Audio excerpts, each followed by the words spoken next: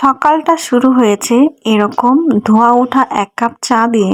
বান্ধবীদের সাথে চায়ের আড্ডা বরাবরই আমেজিং লাগে। সবাইকে এক কাপ চায়ের শুভেচ্ছা দিয়ে আজকে ব্লগটি শুরু করে দিলাম। আসসালামু আলাইকুম আপুরা, সবাই কেমন আছেন? সকালবেলা যদি একদম ভর পেট তৃপ্তি করে খাওয়া যায় তাহলে কিন্তু সারাটা দিনই অনেক ভালো কাটে। কারণ ক্ষুধার রাজ্যে কিন্তু পৃথিবী গদ্যময়। কথায় আছে পেট শান্তি তো দুনিয়া শান্তি। খুব মজার কোনো নাস্তা যদি আপনি সকালে বানিয়ে পরিবারের সবাইকে পরিবেশন করতে পারেন তাহলে কিন্তু পরিবারের সবাই যেমন খেয়ে খুব খুশি হবে, ঠিক তেমনি আপনিও রান্না করে তৃপ্তি পাবেন। প্রতিদিনই আমাদের রান্না নিয়ে ঝামেলা থাকে। অনেক কষ্ট করে রান্না করে যদি সবার মন না পাওয়া যায় তাহলে কিন্তু ভালো লাগে না। তাই তো আমার বাসার সবার জন্য আজকে আমি সকালবেলায় খিচুড়ি রান্না করছি।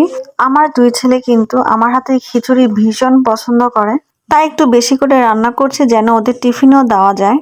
গতদিনে আমার মাংস রান্না করা ছিল, তাই সকালে ভাবলাম একটু খিচুড়ি করি, তাহলে সকালে কিন্তু একদম পেট ভরে তৃপ্তি করে খাওয়া যাবে আর সময়ও কম লাগবে। রুটি বানানোর একটু ঝামেলা করলে দেখা যায় সবজি করো, ডিম ভাজো, অনেক কষ্ট হয়। তাই একদম শর্ট টাইমে শুধু খিচুড়িটাই করে নিচ্ছি। এখানে কিন্তু আমি মশলাগুলো ভালো মতো কষিয়ে তারপরে ডালটা ভেজে নিয়েছি। ডালটা একটু টাইম নিয়ে ভেজে নিয়েছি কারণ পোলাও চাল কিন্তু তাড়াতাড়ি ভাজা হয়ে যায়। তারপর সবগুলো ভালো মতো ভেজে তারপরে এখানে আমি আমার পরিমাণ মতো পানি দিয়ে দিলাম।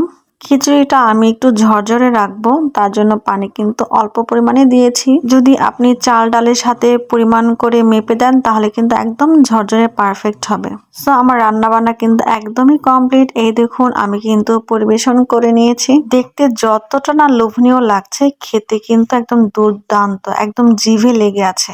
আজকের এই রেসিপিটা আপনাদের কেমন লাগলো অবশ্যই কমেন্ট করে জানাবেন। আল্লাহ হাফেজ।